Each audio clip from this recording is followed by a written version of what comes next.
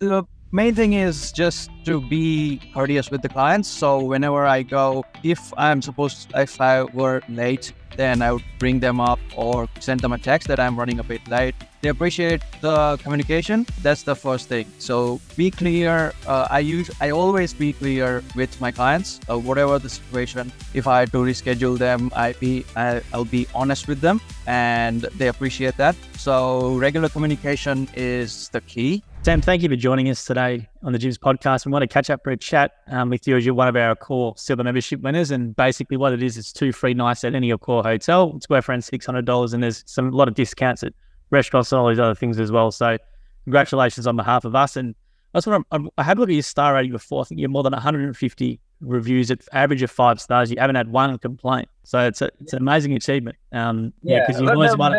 There was one complaint, but I had it it was a genuine, a genuine thing. And I requested my franchisor, and she looked into it, and then she deleted it. No, it's an amazing achievement. You obviously do great customer service. I had a look at your reviews from customers, and they all say you're very gentle with their dogs, and they will really appreciate how you treated their animals. Yeah, so I make sure that the dog is most comfortable. Even if they're slightly imperfect in their grooms, the clients don't mind because most of them have nervous dogs and they don't keep still. The clients understand that, and that's why it works, and it pays to be gentle and kind and more courteous. Yeah, you had a lot of comments saying that, and they all appreciated that. I had a read through before. And what were you doing prior to Gyms Dog Wash, Sam? What were you doing? I was actually in Brisbane before I came down to Tassie. I was an NDIS support worker. And when I moved here, I'm on a visa at the moment. I'm not a resident. And when I came to Tassie, I was on a student visa, and I was studying, and I was struggling to find work. So I was basically unemployed for about 5 months after moving to Tassie.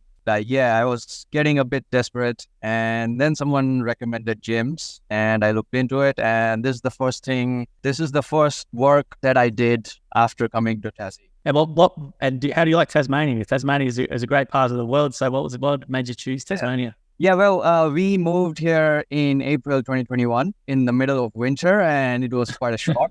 Because we moved from Brisbane, and it's quite a bit of a jump. But now we've gotten used to the cold and the weather, and it's really beautiful and quiet, and a lot of kind people. Yeah, it's pretty good, and we love living here now. And with Gyms Dog Wash, did you do the training at Gyms Group, or did you do it online, or how did you do the training? I did it online because it was COVID at the time, back in 2021. Even though it was online, I learned a lot and had a lot of fun. Yeah, it was generally a very, very great experience. And what about the dog grooming side of the training as well? That was on one-on-one, and that's a funny story as well. So I was supposed to start on the 16th of October on the road, and then there was a lockdown for 3 days, and I had to delay the start. That was on the last day of my training, and we were all pumped up, and that 3-day lockdown drained all the energy. But we quickly got into it, me and my wife, and we picked up our trailer, and we were on the road from Monday after that week. And did both you and your wife work in the business? She used to. Now she has a newborn. Yeah, she's concentrating her efforts in that area for now. But that's the toughest job in the world, being a mum. So that's the hardest job in the world. Yeah. So let's talk about your business and maybe how do you provide such good service? Because you, as I said, you've got a lot of great feedback. I had a read of it before, and I know all the clients love you. So what's you as good customer service, or what does a good dog groomer do in your situation? The main thing is just to be courteous with the clients. So whenever I go, if I were late, then I would bring them up or send them a text that I'm running a bit late. They appreciate the communication. That's the first thing. So be clear. I always be clear with my clients, whatever the situation. If I had to reschedule them, I'll be honest with them, and they appreciate that. So regular communication is the key. The next thing would be to just take care of the dogs, show up on time. Yeah, just generally do whatever you can. It's not about having that perfect groom. It's about having the dogs be comfortable, the clients be comfortable with them, and whatever they require, I provide. At the end of every groom, I ask them if that's whatever I've done, they are happy with it. And if they're not, I immediately do what they suggest. And then they're really happy about it. And let's talk about, I see sometimes people might go, my dog can't be groomed, it's too nervous or too aggressive. So maybe those dogs that you come across, do you want to talk through the process of how would you deal with a dog like that? Yeah. So if the client says that I have a nervous dog, some of the clients do request that they be with the dog and I accommodate them. It's like when I meet the dog first, I take baby steps, whatever the dog lets me do first. So I don't rush anything. And if the dog doesn't let me do anything, then I'll just tell the client that we'll keep this in sessions until the dog gets really accustomed to the whole process. And that way, even the dog is, more comfortable. And it's a long process, but it works in the end. And do you want to just talk about the benefits for people who might not have tried a mobile groomer before over a salon? So maybe you want to talk about the benefits of using a mobile dog groomer over a salon. Yeah, so it's definitely better than a salon because most of my clients, they say that their dog is more comfortable at home, in a home environment, home setting. In salons, there are usually 4 dogs at the same time, and they don't do well in that kind of environment. So generally, they prefer mobile groomers, but because we come to their place and we are always with the clients and the dog doesn't have to be away from the clients because many dogs have separation anxiety, and when they're away from their owners, parents, they tend to act up and do not do well. And do you want to talk about the trailer itself for customers? It's not just a tub in the back. Maybe you want to talk about all the gadgets and all and everything about the trailer that you have. Yeah. So the trailer is fully equipped. I have the 2019, I believe, the Bayswater edition. Yep. It has aircon, it has a hydro bath, a hot water system, and everything is fully equipped. Works well, never had a problem. And yeah, it has an electric table, which really helps me out because most dogs, they are big. For a skinny guy like me, it's really helpful if the table goes up and down. For sure. Yeah, no, I'm just making it clear to customers as well. It's hot water because sometimes customers think it's cold water, though. It's actually warm water or, hot. They're going to be very comfortable when they come in the trailer.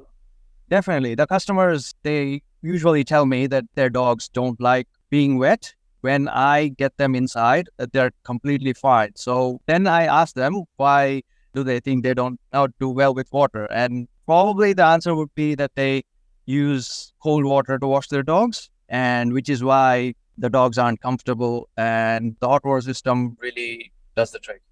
Now, how many regular customers or how many customers do you have in your business at the moment? At the moment, I have about 60, 65 regular clients. They're on a regular 4, 6, and 8 weeks basis. And there are also clients who don't like to book in advance because they have personal things and stuff. So I'm flexible with that. They usually give me a call a couple of weeks earlier and I fit them in my schedule. And it works for them and me as well. So yeah, no complaints there. And how many jobs roughly do you do a week? A week. So in a day, at an average, I do about 5. And most weeks I work 5 days a week. So about 25 jobs a week. And maybe if it's a busy time of the year, like summer or Christmas, then it'll be like 6 or maybe 7 days a week as well. Well, and in your business, even though it's called dog washing grooming, is there any other services you can provide? I do provide treats. I do provide treats with the clients. Every client I go to, I ask them if they want some treats because they're pretty good. I order it from a company in New South Wales, and they're really good and high value training treats. So most of my clients like that. And what type of dogs do you do? Like what sort of breeds? Maybe you want to let people know about. Is it obviously small and they're big, but what type of breeds do you come across? Yeah, there are a lot of Maltese Shih Tzus. I do a lot of small breeds, like Maltese Shih Tzus and Poodles, Cavoodles. And then there are larger breeds as well, like Huskies, Malamutes, Golden Retrievers, mostly Terriers as well. They're small and big. There's one that I want to particularly mention. It's an Irish Wolfhound. It's really big, weighs about 70 kilos. Wow. And barely fits in the trailer. but I make space for the dog, and the clients love it. What's your personal favorite type of breed to groom? Poodles. They have really good coat on it, and I can really be creative with them. Oh, really? You can be creative. Okay. So what sort of Yeah. cuts what sort of stuff do you do with the poodles? So there are basically two kinds of main style cuts. One with the short muzzle on a poodle, like a typical poodle groom, standard poodle. And then there's a toy poodle cut, which makes the dog look very fluffy around the head and around the muzzle and fluffy feet. So it kind of depends on the client. So there's one client, she's a breeder of poodles, and she has about 5 mini poodles that I do all in one day. Wow. The same play.